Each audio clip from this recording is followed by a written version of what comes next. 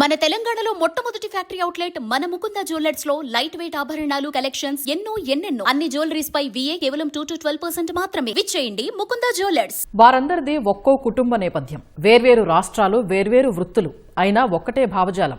సామాజిక మాధ్యమాల్లోని వారి ఖాతాల్లోనూ అదే ప్రతిబింబించేది. ఇలాంటి వారినే విదేశీ ఉగ్రవాద సంస్థలు, పాకిస్తాన్కు చెందిన ISI ఏజెంట్లు, విదేశీ హ్యాండ్లర్లు నెమ్మదిగా ఉచ్చులోకి లాగారు. నేరుగా పరిచయం లేని వారందరితో ఆన్లైన్లో నెట్వర్క్ ఏర్పాటు చేశారు. వీరిని ఆపరేటర్లుగా వాడుకుని దేశంలో విధ్వంసానికి పాల్పడాలనేది ఐసిస్, ఆల్ ఖైదాల కుట్రగా AP counter intelligence cell Vijayawada 2వ పట్టణ పోలీసుల దర్యాప్తులో తేలింది.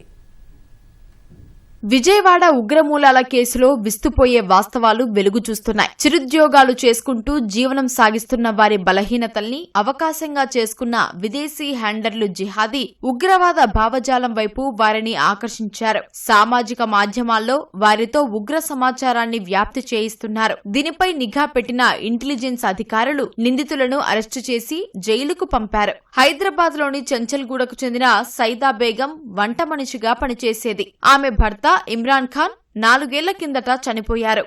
అప్పట్నుంచి తన 7 ఏళ్ల కుమారుడితో కలిసి తల్లిదండ్రుల వద్ద ఉంటోంది. తనను, తన కుమారుణ్ణి ప్రేమగా చూసుకునే తన వర్గానికి చెందిన వ్యక్తి కోసం సామాజిక మాధ్యమాల్లో అన్వేషించేది. దీనికోసం సైదా బేగం 75 పేరిట ఇన్స్టాగ్రామ్ ఖాతా తెరిచి పోస్టులు పెట్టేది. పలువురికి రిక్వెస్ట్లు పెడుతూ వాటిని యాక్సెప్ట్ చేసిన వాళ్లతో చాటింగ్ చేసేది. ఈ క్రమంలోనే ఐసిస్ ఉగ్రవాద సంస్థతో సంబంధాలున్న వారు ఆమెను ఈ నెట్వర్క్ లోకి దించినట్లు ఏపీ కౌంటర్ ఇంటెలిజెన్స్ సెల్ దర్యాప్తులో తేలింది. బీహార్లోని దర్భంగా ప్రాంతానికి చెందిన షాద్మన్ దిల్కష్ తల్లిదండ్రులిద్దరూ ఉపాధ్యాయులు. అతన్ని వైద్యుడిగా చూడాలనేది వారి లక్ష్యం. అతన్ని నీట్ శిక్షణ కోసం పట్నాకు పంపారు. తొలి ప్రయత్నంలో విఫలమైన దిల్కష్ సామాజిక మాధ్యమాల్లో చురుగ్గా ఉండేవాడు. ఈ క్రమంలోనే విదేశీ హ్యాండ్లర్ల ఉచ్చులోకి వెళ్లిపోయిన దిల్కష్ చదువును గాలికొదిలేసి షాద్మాన్ రైట్స్ పేరిట ఇన్స్టాగ్రామ్ లో జిహాదీ ఉగ్రవాద సాహిత్యాన్ని పోస్ట్ చేస్తూ పలువురిని ఆకర్షించేవాడు. బెనెక్స్ కామ్ గ్రూప్ లో చేరి భారత్ లో ఆత్మాహుతి దాడులకు ప్రణాళికలు రూపొందించినట్లు దర్యాప్తులో వెలుగు చూసింది. ఢిల్లీకి చెందిన లక్కీ అహ్మద్ 10వ తరగతి వరకు చదివి మానేశాడు. తండ్రితో పాటు పెయింటింగ్ పనులకు వెళ్లేవాడు. ఇన్స్టాగ్రామ్ లో చురుగ్గా ఉండే లక్కీ విదేశీ హ్యాండ్లర్ల ఆదేశాలతో ఉగ్రవాద నెట్వర్క్ విస్తృతికి సంబంధించిన బెనెక్స్ గ్రూప్ నకు అడ్మిన్ గా ఉండేవాడు.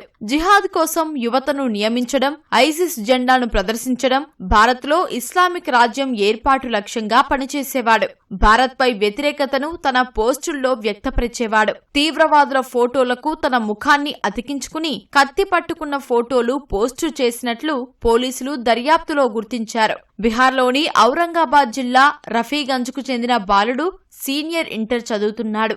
ఆన్లైన్ గేమ్స్ ద్వారా విదేశీ హ్యాండ్లర్ల గాలానికి చిక్కాడు. అతను ఆన్లైన్లో పెయిడ్ గేమ్స్ ఆడేందుకు అవసరమైన సబ్స్క్రిప్షన్ మొత్తం వాళ్లే చెల్లించి ఆ బాలుడికి లాగిన్ క్రెడెన్షియల్ ఇచ్చారు.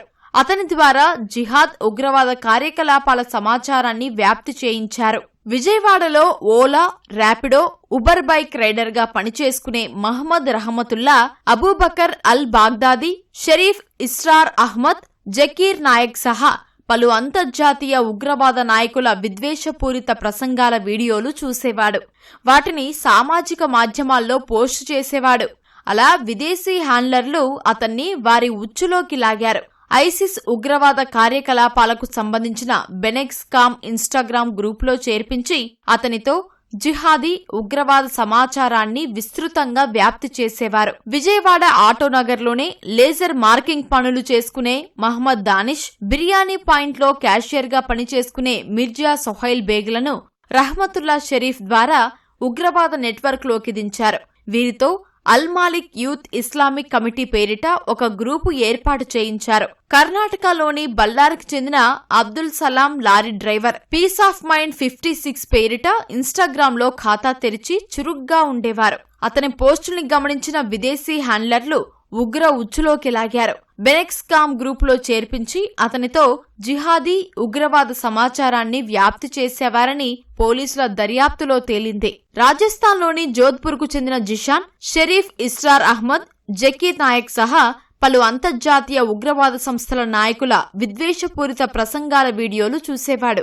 ముఖానికి ముసుగు తొడుక్కుని ఐసిస్ జెండాలు ఎగరవేసేవాడు. బ్లాక్ పౌడర్ తయారు చేస్తూ భారత్లో విధ్వంసానికి ప్రయత్నించాడు. ఇతనే కాదు, మహారాష్ట్రలోని పుణేకు చెందిన షారూక్ ఖాన్, పశ్చిమ బెంగాల్లోని బంకురా ప్రాంతానికి చెందిన మిర్ ఆసిఫ్ అలీ ఖాన్, ముంబైకి చెందిన షేక్ ఫయాజ్ ఉర్ రెహమాన్లు ఇదే తరహాలో ఉగ్రవాదుల వలలో చిక్కారు. ఉగ్రవాదుల గాలానికి చిక్కిన వారిలో ఎక్కువ మందివి నిరుపేద కుటుంబాలే. అద్దె చెల్లించేందుకు డబ్బుల్లేని పరిస్థితి. సామాజిక మాధ్యమాల్లో తమ పిల్లలు ఏం చేస్తున్నారో వారి తల్లిదండ్రులకు అవగాహన లేదు. పోలీసులు అరెస్టు చేయడానికి వెళ్లినప్పుడే విషయం తెలిసి లబోదిబోమన్నారు. ఆత్మాహుతి దాడులకు సిద్ధమైన ఈ నెట్వర్క్ ను సిఐ సెల్ ప్రాథమిక స్థాయిలోనే గుర్తించి అడ్డుకట్ట వేసింది, లేకుంటే తీవ్ర నష్టం జరిగేదని అధికారులు తెలిపారు.